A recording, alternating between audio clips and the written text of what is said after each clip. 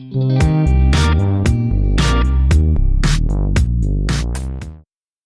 name is Chris Harris. I am the Senior Enrollment Strategist at Capture Higher Ed, and welcome to February's partner conversation. And today we are extremely happy and proud to bring in the team from DigiPen out on the West Coast, and to talk about how they are working with Capture and some of the things that they're doing and what they're seeing inside their area of enrollment management and how they're working together to solve their enrollment solution. So we're going to go around and kind of introduce everybody, and obviously we will start with Angela. Angela, good morning to you, and I know that I'm only keeping you from lunch, so I'll try to be brief as humanly possible today. Great. I brought my coffee with me. So Angela Kugler, I'm the Executive Vice President of Administration and Operations at DigiPen, and I've been with DigiPen Institute of Technology for about 18 years now, overseeing mostly administration and our operations there. Awesome. Meliza? Hi there, Meliza Afable. I'm Director of Digital Strategy. I handle the website, email marketing, and social media. Awesome. And Jeff? Hi, good morning or afternoon, whenever you're reviewing this recording. My name is Jeff Hill. I'm the Director of Outreach at DigiPen in the admissions sort of funnel. I am responsible in my department for prospective student inquiry all the way to application. I've been at DigiPen for 6 years and working in higher ed for about 15 years. Awesome, wonderful, and thank you again for taking the time today to talk to us. And before we get started, Angela, if you could give us a little bit of history on DigiPen Institute of Technology and give us kind of the story behind it, because not a lot of people, I would assume, know about the institution at this point. Sure, I'm happy to. So we're a small private college located in Redmond, Washington, just about 15 miles east of Seattle. We have over 1,100 students, and we started in the late 1980s, originally teaching 3D animations and simulations, and expanded from there to offer 8 undergraduate degrees and 2 graduate degrees in the areas of computer science, digital arts, game design, interactive media, and most of our programs focus on video game development, also computer engineering, machine learning. We've been ranked among the top 5 schools for game design for 12 straight years by the Princeton Review, and we have campuses in the US, the Redmond, Washington location, as well as in Singapore and Spain. Most of our students are attending full-time, and about 88% of them are domestic students, while about 12% are international. People are sometimes surprised to know that we get about 50% of our students from Washington State, but the rest come from all over the US, and then from many different countries. And our students have gone on to work for about more than 600 different companies, including very well-known ones like Microsoft, Amazon, Nintendo, Bungie, Disney, and they've been credited on over 1,700 commercial video games. So probably a lot of the ones that, any viewers, if you're gamers, you've probably played, our students have probably worked on. Another thing that we're really proud of is that in a recent Georgetown University study, they studied the average student's net price and median debt and median earnings, and they determined that our undergraduate degree is amongst the top 1% of colleges and universities in the US for long-term return on investment for our undergraduate program. So we're really proud of that. And I think that's kind of DigiPen in a nutshell. Right. It's interesting, Angela. I'm going through the website several times, as I do with all of our partners, and I did see all those impressive statistics. And one of the things that really sticks out with people, especially parents and prospective students, is the outcomes. And you guys do a really nice job of showing those outcomes on your website and bringing those things to life. And I'm sure, Jeff, later on we'll talk about how much that makes your life a little bit easier too, as you guys are doing outreach, things like that too. So as you kind of go through this, and let's kind of step back a minute and go back a couple of years when you guys were starting to explore looking for a relationship with a vendor company. What were you guys looking for, Angela? I mean, what was the one or two problems that you wanted to have solved by looking for a vendor?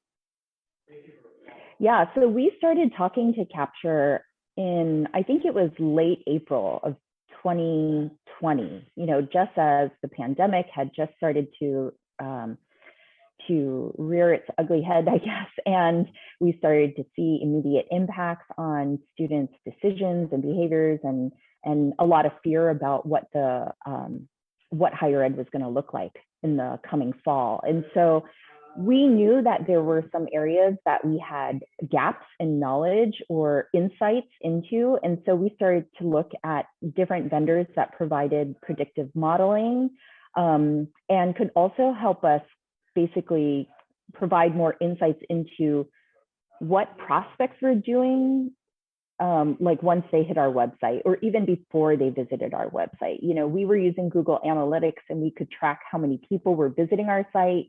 We also were tracking how many people were requesting information and obviously how many people were applying and enrolling, but we didn't have a good way of connecting each of those different phases to understand their journey and what was interesting them or what wasn't, and where we might be losing them in that process. Right. And so Capture happened to be one of the vendors we came across. That's great. Let me ask a little bit about the operations of the office and just kind of give us a 30-foot synopsis. So Meliza, in charge of all things digital and all things that are out there, and Jeff, you kind of are managing the admissions process at the beginning and into the middle of it. How does that all work and come together? And one of the things that we've learned through this process, and Angela kind of touched upon it, back in 2020, there was still a lot of silos and a lot of different college campuses. The institutional advancement was in charge of marketing, or admissions had all of marketing and things like that. How is the dynamic between you, Meliza, and you, Jeff? How has that developed since 2020 and move forward? How has that really worked for you guys? Yeah, great question. Meliza, jump in whenever you'd like. One of the things I appreciate about my job and working where I work are the really strong relationships I have with the people on this call and a whole bunch of other people across the campus. We're separate departments, but we work very, very closely. And I said recently when I got asked a similar question in another forum, that marketing and Meliza and her team do their marketing tricks, and then we take and do our human tricks, because we're the ones, they're the ones that put out all the digital content and all the email marketing and all the virtual stuff and help us get set up on all that. And we interact with the human beings that are interested and the prospective students and their families. And so I think there's just a really strong, deep connection and trust level that we have with each other. And we know that we have a common goal. And so utilizing those common goals and understanding how to achieve those goals and trusting each other's expertise, I think is a really big part of it. And Meliza has been an awesome addition to our campus. She was a pandemic hire actually, and she's really moved the needle for us. And so that's been a great relationship. And so Meliza, whatever you would like to add to that. I think I totally concur with what Jeff is saying. I think that the pandemic brought to the forefront the digital team's expertise in general, because a lot of things went online, and there was definitely a lot of great cooperation and collaboration between the different teams on how do we make things work that used to be in person? How do we kind of have that experience be online? How do we make it better? And we kind of learned together, because a lot of emphasis was placed on digital. And I think having that collaborative partnership really helped push the needle in different ways. And so I think for us, being able to do our job properly on the marketing side of things on the digital front, we get a lot of insight from Jeff's team, who are actually on the ground talking to the students, and we get those hey, we learned about you from this, or we loved this. And so it's a great way for us to structure our campaigns, or the language, or how we talk to people, in the ways that we're learning from Jeff's team, how they're hearing firsthand how people love DigiPen, or, it's been a great relationship that way, and it helps us do our job better, and ideally vice versa. So when you guys think about digital assets, like your website and digital marketing and things like that, and I guess Meliza really kind of focuses in on you. So you're doing two different kinds of work, right? So you're listening to the information that's coming from Jeff, and that kind of gives you the feel of it. But then you have all this ton of data behind it as well that you're collecting, whether it's from your information that you have from your information system, or that you're gathering from our behavioral intelligence platform. Talk to me about how you're synthesizing the technical aspect of it, and how you are synthesizing the human aspect of it, and kind of bringing that to life, and making those changes as you go through. You say that as far as what we're doing internally, or how we're working with Capture on that? Either one. I think for us in working with Capture, I think the good thing of working with Capture is Capture has been really open in having us in working together with us to kind of personalize how we communicate with prospective students. So we kind of look at our marketing campaign that we're doing, that's tied to obviously our timeframes that we're doing enrollment, timeframes when we're pushing for applications, and being able to work with you on the pop-ups or on the messaging, so that it ties into what we're currently doing and what's important for us in certain timeframes of the year, has been very helpful to be able to kind of push the needle in being able to send out certain messages that we have. I think that being able to kind of get a lot of data and statistics, and seeing what, the pandemic has kind of reset everything, because whatever data you had from a year, 2 years, 3 years before, or 4 years before, it's not necessarily like you can follow it. It's a new norm in some ways, and trying to kind of figure out what was working and what is working in this current stage that we can then use for future planning. Have you found that it's easier for you to take that data and the information that you've captured, there's the name again, captured, through the intelligence platform, and other platforms as well, to be able to make those small adjustments to how you are maybe your spend on digital advertising in this one area, or doing a little bit of print or things like that? Has you've been able to adjust on the fly pretty much how things are going, and what you're doing because of the data that you have? I think so. My team handles the digital side of things. So there's a totally different team, the creative services team, that handles print pieces and those kinds of things. And so I can't really talk about that portion of it, because I'm not in that part of the realm. And I know that they have used some of the Capture data to be able to send out print pieces based off of some of the modeling information that's in the Capture dashboard. From our end of things, we're really looking at it from a user experience perspective, and how the pop-ups work and what's showing up where, and it's helping us know like where the traffic is going and what pages people are looking at. So that's how we would react more, and also updating Joe and his team on, hey, let's change up the user experience this way, because we want to send people in this direction, for instance. It's really, I think I look at the partnership that we have with Capture as something that it's really nice to be able to kind of bring you into what we're doing, and you being very open to our suggestions of, hey, can we do it this way? Can we do it that way? And being open to just working with us on that front. And I think that has helped a lot in being able to kind of we're having a pretty good year for enrollment, and which was, because we're still in the middle of the pandemic and kind of learning through the pandemic, it's still kind of an uncertain future in certain ways on how the numbers are going to line up. And so far, I think the things that we're doing right now and the partnerships that we're having right now is having a positive effect on the things that we're doing. Yeah, I think everybody across the United States, and actually across the world, when you're looking at enrollment right now, everybody's kind of still in that holding their breath kind of situation, and they're looking at numbers. And things are starting to rebound a little bit. But again, until they show up in August or whenever you guys start, it's a tough one to get through. So, Melissa, you kind of mentioned something about pop-ups and some of the dynamic content that we get. So let me jump into that, and we're going to show a slide right now about one of your dynamic toasters. It's a dynamic content campaign that we have that's running on your website. And what I found is it's your degree quest toaster, which I think is pretty cool. One of the things that we launched in December, and this piece of dynamic content has only been served to anonymous 2002 students who are just, we haven't been able to identify them on your website, and non-applicant visitors at the same time. And since December, we've seen a little over 6,000 students or prospective students and their families come to your website. And that's driven some applications as well.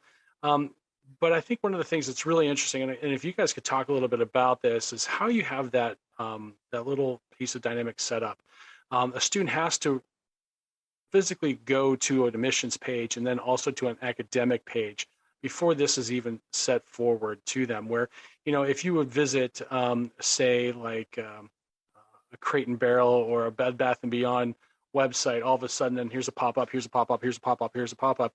You guys have really thought about and taken the time to think about and measuring that user experience and using it to your advantage. So whoever wants to talk about that, Angela, if you want to talk a little bit about that, or Melissa, how you guys want to talk about that, but talk to me a little bit about how you set it up and then how you're measuring it and using that.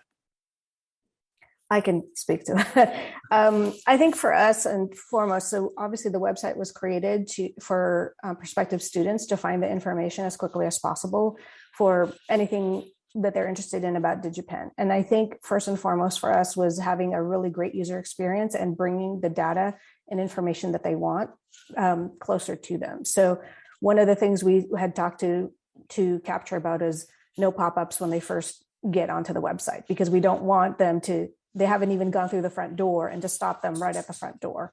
And so then it was really being able to then look at, okay, what are the pages that we would want them to be able to surface important content right away? Like, for instance, being able to visit, knowing that you can go and visit us now, that even though, earlier on in the pandemic, when we weren't having people come to the campus because of COVID, and we wanted to let them know that you're able to come and visit us now in person, being able to kind of talk to Joe and say, hey, let's start running those visitors pop-ups now, and being able to kind of show that in a timely way, because that's what the campus can do now. Being able to, once we had that Unibuddy partnership, being able to talk to a current student, being able to show those pop-ups, because now you can talk to a student, and being able to have that one of the things that you can do right away, so that you don't have to kind of look around to try and find that in particular piece of information.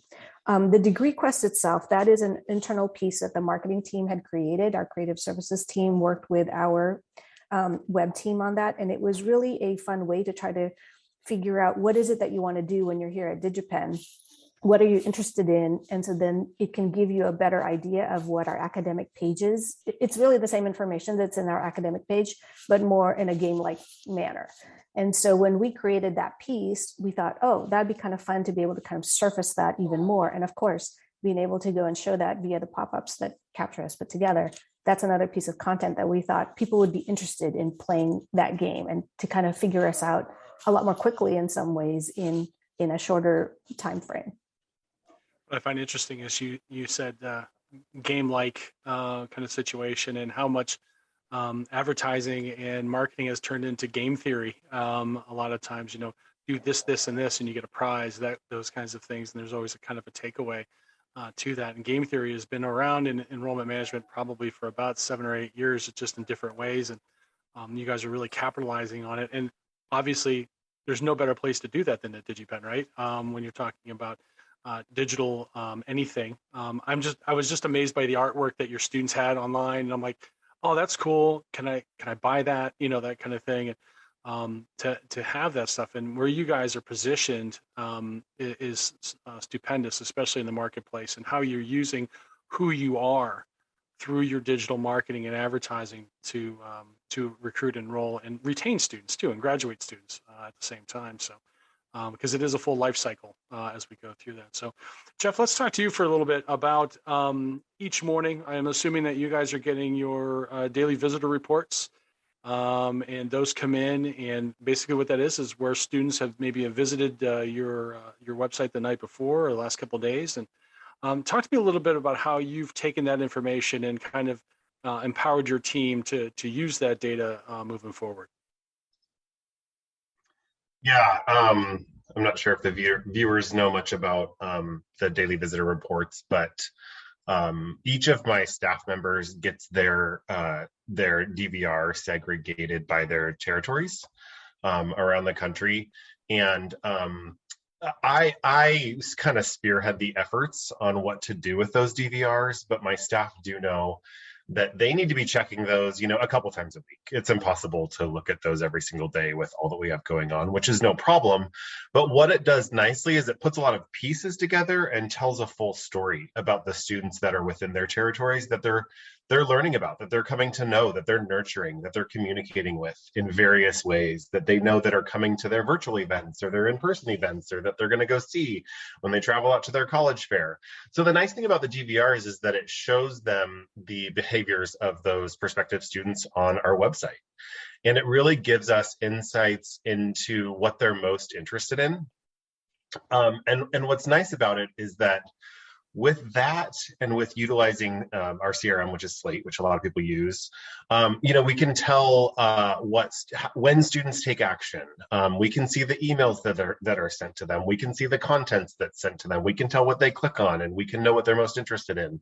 And that just gives us great insight into how to formulate a conversation with a student, maybe information that we can tell that they want, but they don't quite have, or anticipate questions that they might ask us, or if they didn't ask us those questions, give them the answer anyway.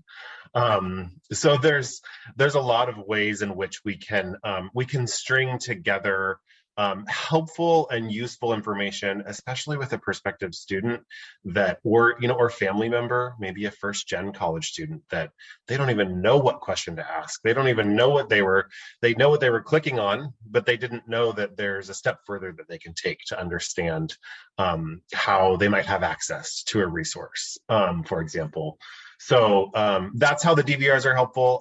I started at the beginning saying that I sort of spearhead the efforts on this, and what I mean by that is I'll take lists of students through Engage and come up with different campaigns in terms of emails that we might send to some of these students, just to say, and I use the Engage CAI and CES scores in different ways in order to do that, to segment that communication properly. And that will be like a department-wide campaign that we'll do. I'll be like, hey, in a couple weeks, we're going to be sending out messages to students in X, Y, and Z categories. Get ready for that. And that's due 2 weeks after I present that to you, or whatever the case may be. So lots of different ways that we can use it. And those are some of the, I think, more the ones that I'd want to highlight. So when you talk about segmentation based upon scores, now that more and more folks are starting to look at search from a wider variety, right? Because of test scores are changing and things like that. So we're getting search from a different number of prospects, I should say, from a number of variety of sources out there. And we're starting earlier now. It's more like it used to be you could get away with buying juniors and seniors, that kind of thing. But now you're looking at it longitudinally out to sophomores, probably. First time they can take the national merit test, that kind of thing for College Board.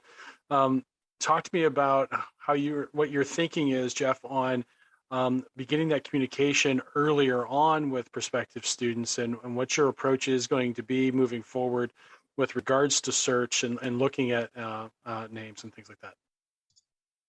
Yeah, as you know, with search, they're moving to an entirely new model with their subscription model and different ways that you can buy names earlier.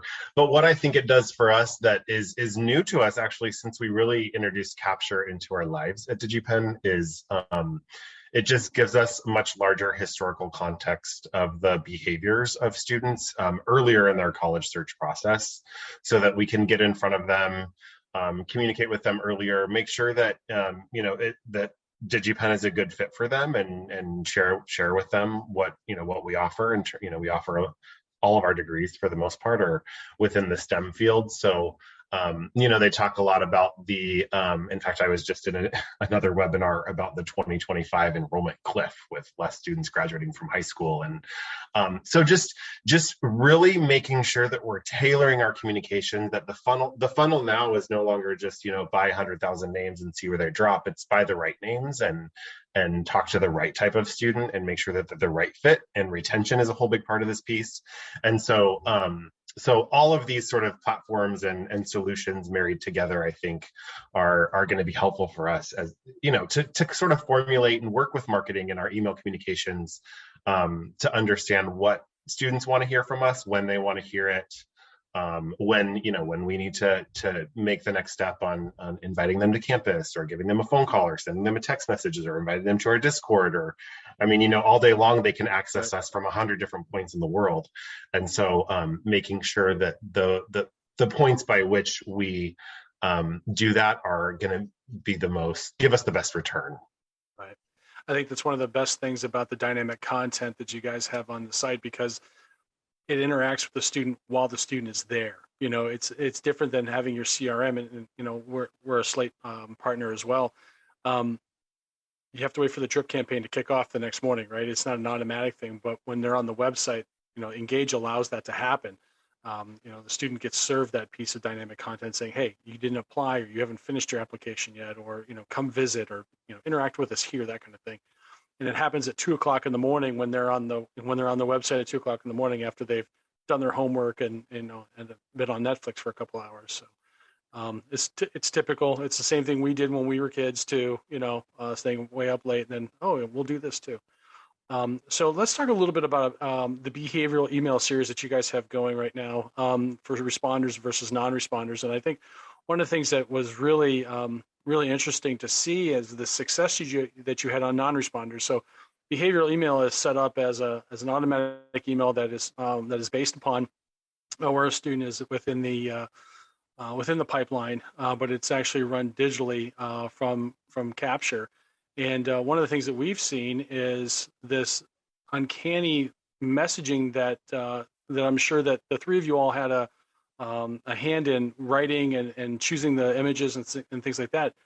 But what's happened is that you guys have generated another 100 applications just by doing this non-responder series, where students hadn't raised their hands yet, but all of a sudden, because of these emails that you have coming in, that you've seen that result. So kind of talk to me a little bit about how the non-responder series for you guys was designed, and how you guys are using that to grow your application pool. I think the BES series in general, when we first started working with Capture on it, we really wanted it to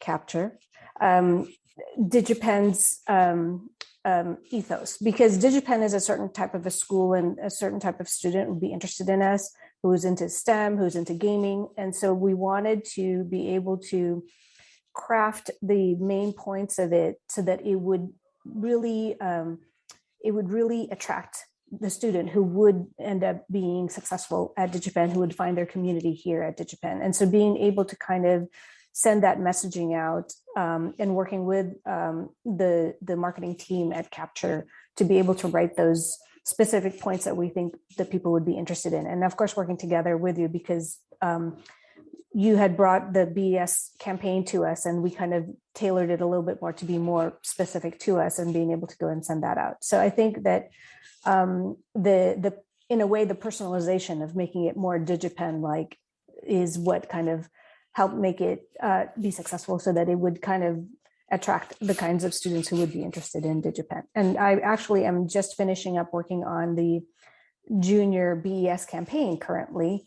And same thing is that we wanted to make it much more tied to the landing page that we had created specifically for juniors, because a junior, depending on the time frame that they're looking at colleges, has a different mindset compared to a senior, right? And so we have created a special page for juniors to land on, and that junior campaign is going to be landing on that page, so that it's much more of, what are the students like? Is this the community that would feel comfortable for me. And being able to kind of show that in those BES junior campaigns versus the senior campaigns has been a great way to kind of segment out in some ways of the interest level and the interests of those particular groups of prospective students.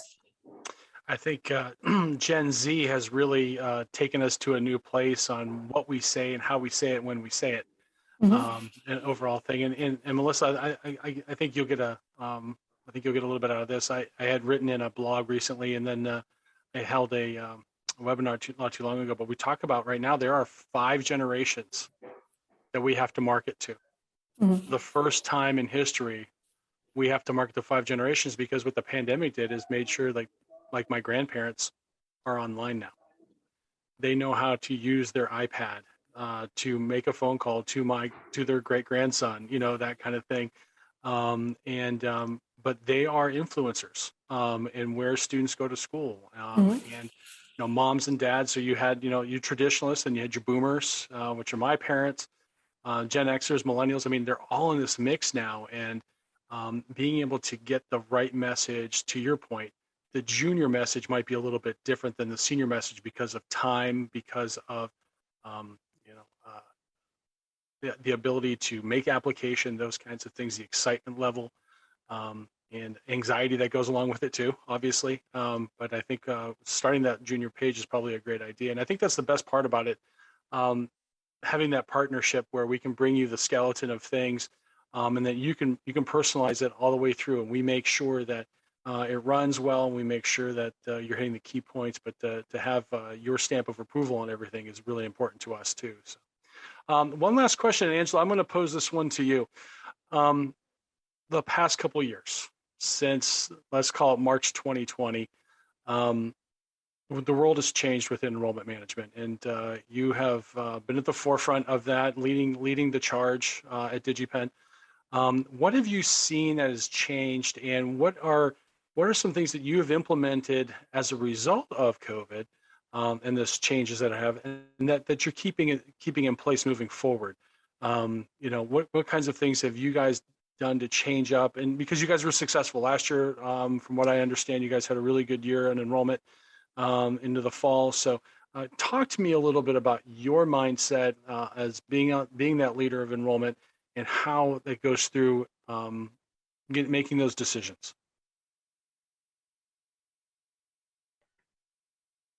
Yeah, I'm happy to. So some of the questions that you asked us earlier, I think, touched on some of the things that we're hoping to continue. And we're in, I think, a good position, because this is our second year of working with Capture, not our first, right? We kind of learned a lot in that first year.